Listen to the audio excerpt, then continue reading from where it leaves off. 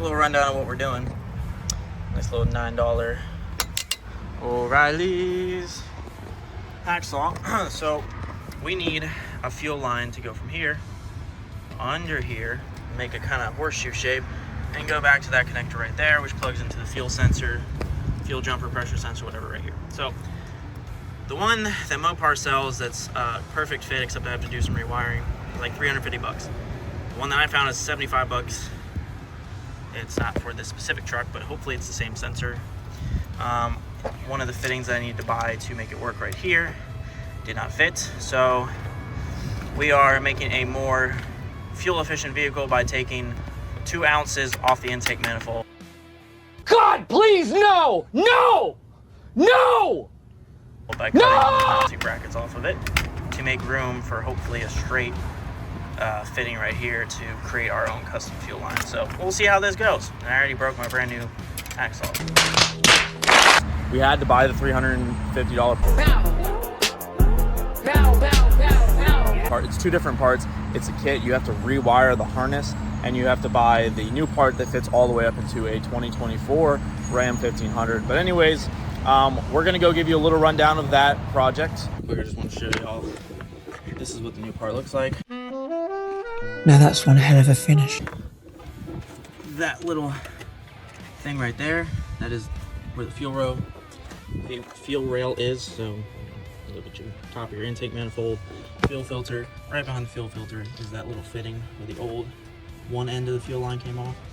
And this is where this end of the new fuel line goes on. So go ahead and connect that one first.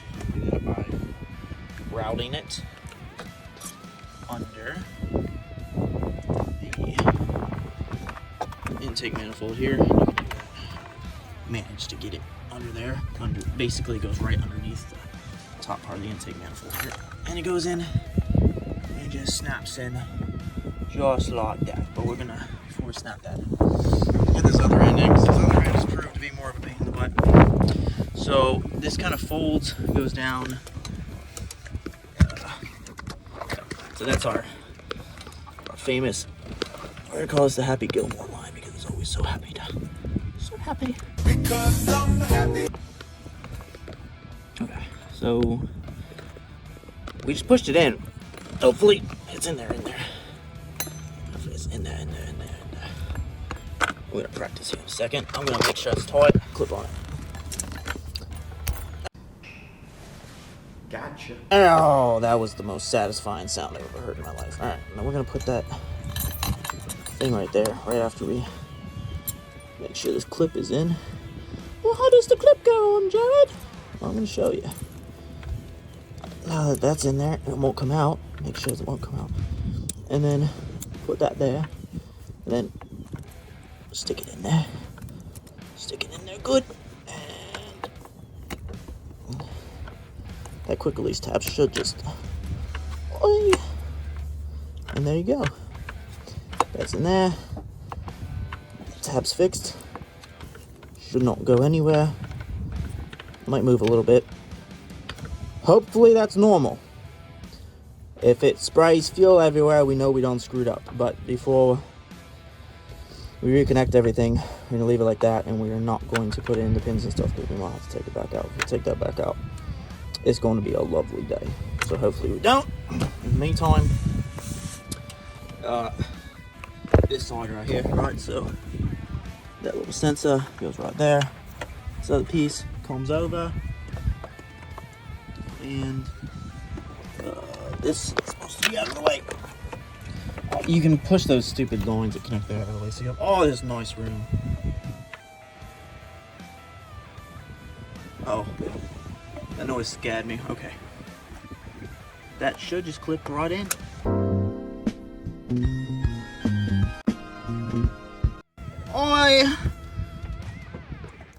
Yep.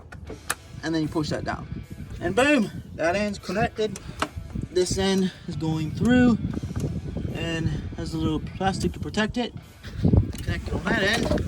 It's connected back there. There's only 2 freaking connections. It's not rocket science, mate. Put your intake manifold things back on. Just like, you know, I'm really bad at showing this camera angle, but Put the intake manifold back on. Put that back on. Boom. Everything else is snug. Don't leave your wiring all nice and ugly like I did. I just did it temporarily because we're gonna see if this works. We're gonna plug old Joni in. Oh yeah. Okay. Now that Joni's plugged in, the wires are connected. I need to finish heat shrinking and cleaning up my water mess, but now that it's connected, we're gonna fire up. If it sprays fuel everywhere and explodes, we know we don't screwed up. If it doesn't explode, well, we might have done something.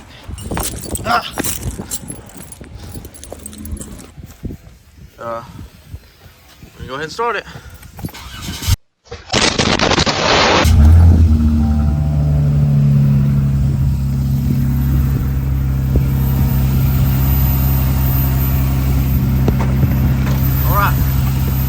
In the engine bay here. Putting your foot in the engine bay of a running truck's probably not the smartest idea. What? Who in the bloody hell said this to me? Right, those oil ain't leaking. It's good there. Back there, we're going to show you the camera angle. Doesn't look like it's leaking. I think we're good. Ish. Now let's see if it actually fixed the problem.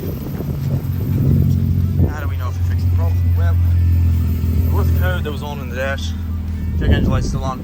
We're gonna reset the codes. We'll try it again in a second. We're gonna see what happens. Stay tuned. If you haven't seen what problem we're running into, basically, this is the original part. It's a 2013 Ram 1500 with a 3.6 liter Star V6 in it. I already said there's a V6. So this is where it clips into the injector rail. This right here is where it clips into the steel fuel line. That went in there, and this was our old part. This is the new one. Well, Jared, it looks a little different. Yeah, well, it is. So now this same line will fit anywhere between a 13 and a 24. So anywhere between a 13 and a 24 1500 with the 3.6 liter in it, this will be your new part. The only difference, really, it's supposed to be plug and play. Looks like it should fit. The only major difference, even the length is, correct, as we can see. The only major difference is that the sensor changed. So because of that, we have to rewire this. We have to put a different sensor on here. So yeah, fantastic right now. So basically, we're going to try and match these wires up. So this is how the sensor sat before, right? Now, considering this sensor looks a little different, but the top part of the thing where it switches in is right there, right? So it clips on top and it sits on the bottom. So we would assume that right there is how we would need to orientate our wires, just like that. So take this clip, right? Have it just like that. This is the factory wiring harness clip. This is the aftermarket, which is actually the new version, which goes in anything up to a 2024. So if you have a newer truck, this is what's already going to be in it. If you have an older one, you're going to have to cut the wiring and redo a wiring harness into this one. So we're going to swap them right now. That we're going to pick.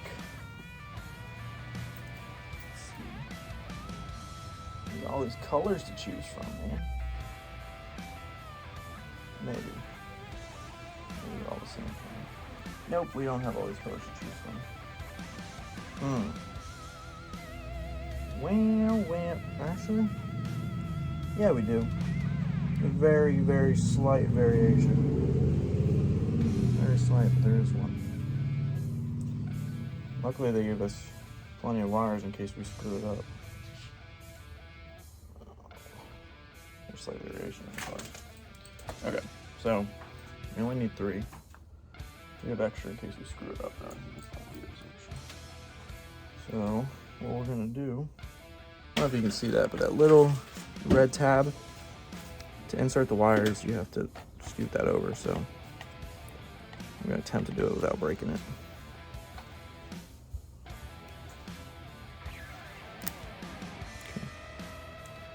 And that red tab is kind of like a locking tab, so it locks those terminals in there. And it only slides up about 1/4 of an inch, so it's not very much. Once you do that, you go ahead, make sure you're getting the orientation of this right. So now it looks simple because it comes with a pretty easy wiring harness, but you just want to make sure that those water seals are recessed in a little bit, and when you give each wire a tug, it doesn't come out. Because the locking tab should, there's a tab that already kind of clicks in there. If you look, I don't know if it shows, but there's a little black tab that, no, you actually can't see it from that side. It's up there. It's really small, but it's right kind of through that pinhole where my finger's on the other side there. There's a locking tab right on this side of it. They go all the way across. There's three little indents, and they hold them in. That's what you hear, that click. And then that locking tab, you snap it like that. Just push it across, and that ensures it doesn't go anywhere.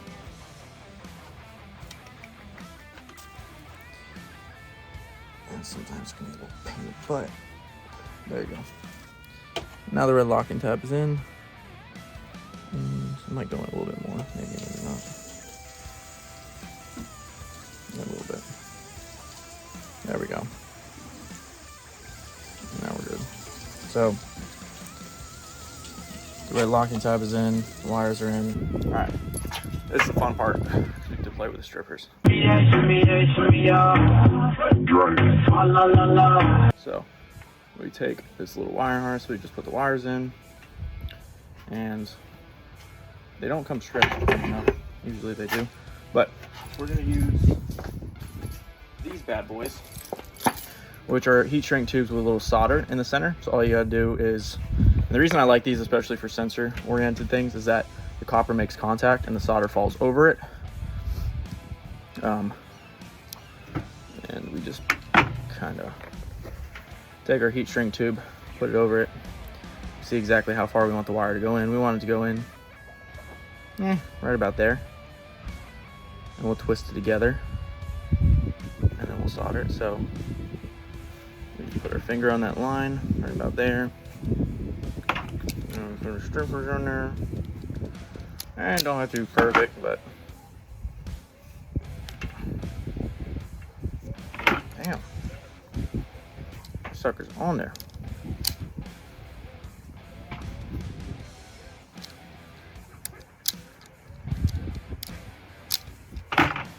Really on there. High quality wiring right there. All right. So, and I cut that a little bit too long, so we're going to cut just a teeny weeny bit off here. Great. Cool. So this is right about the length we wanted now. It's gonna come right on past that right there. All right, let me take this, twist it some more. Actually, we can leave it straight until we twist it in the other wire. Leave it frayed like that for now. And then just proceed to do that with the other two wires.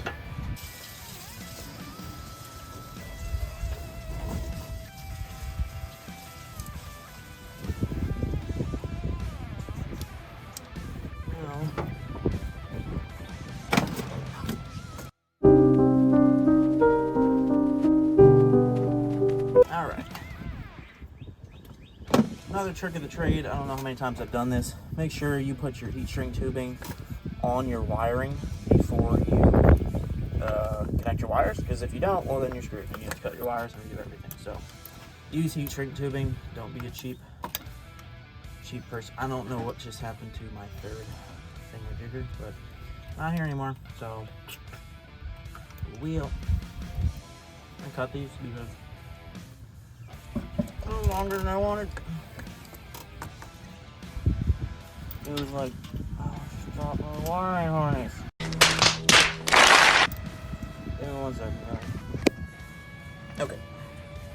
So, the way this little thing works is you stick one side through there, and then we basically wrap these up together, right? Oh, how do you do that? I'm gonna show you. Go like that. Come by just a little past. And then start twisting. And then this one, you just go the opposite way and start twisting. And somebody's gonna be in the comment section like, that's not how you do it. But you know what? Screw them. Because it works.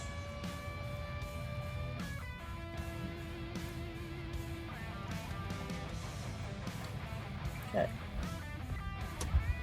Now that your wires are relatively twisted together, they just have to be enough. You just slide this bad boy over it. And then you put it right about in the middle. And there it is. You take your good old trusty flamethrower. Oh, you know, there was fuel all over where I'm. Ow! Oh, son of a gun. You thought I was gonna say son of a bitch, didn't you? Yeah, don't burn yourself. You can help it. But, go ahead and use the shrink tube. And as we see, the solder starts melting.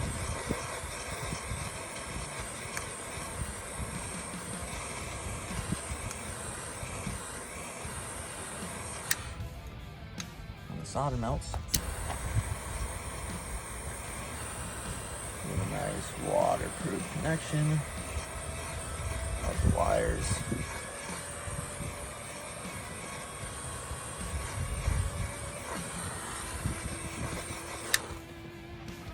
So there's always a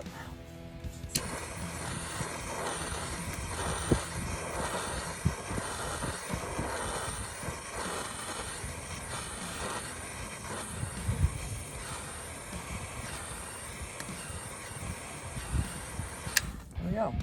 One. That is one. Now, do the same thing with the other two. Alright, so real quick guys, I just want to show you what we made here. So I took a cap off a pen, or a marker, better yet, and I cut it. Alright, I cut it so it's a little bit shorter, and I'll show you why I did that. This is my budget-friendly, quick disconnect fuel tool for a fuel line. And I'll show you the last step in making this tool. Pliers, and we're going to cut a slit in it like that on one side. Try to make it as clean as possible. Alright, we have pretty much you can do this with a Sharpie cap too, and it'll actually look better. See if this works. We'll grab a pair of pliers, just in case we need to put some grip on it. Okay, pair of pliers, and your Sharpie cap. Hopefully, there we go. That's about.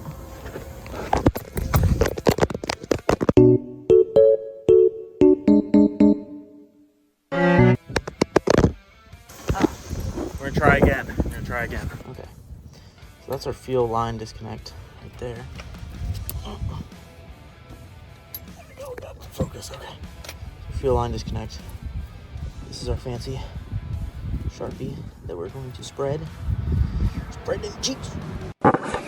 What? I didn't say that. Okay.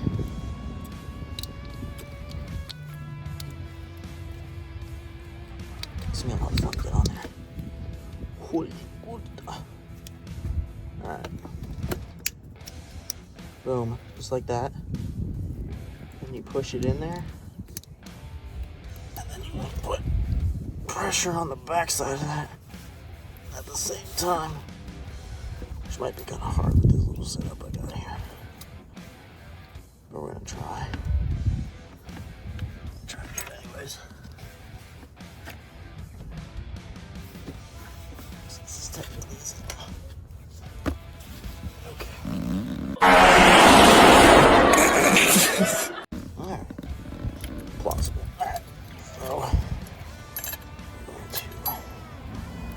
press in. Alright, so we want this to push together. Push that in. As we push that in, we want it to click.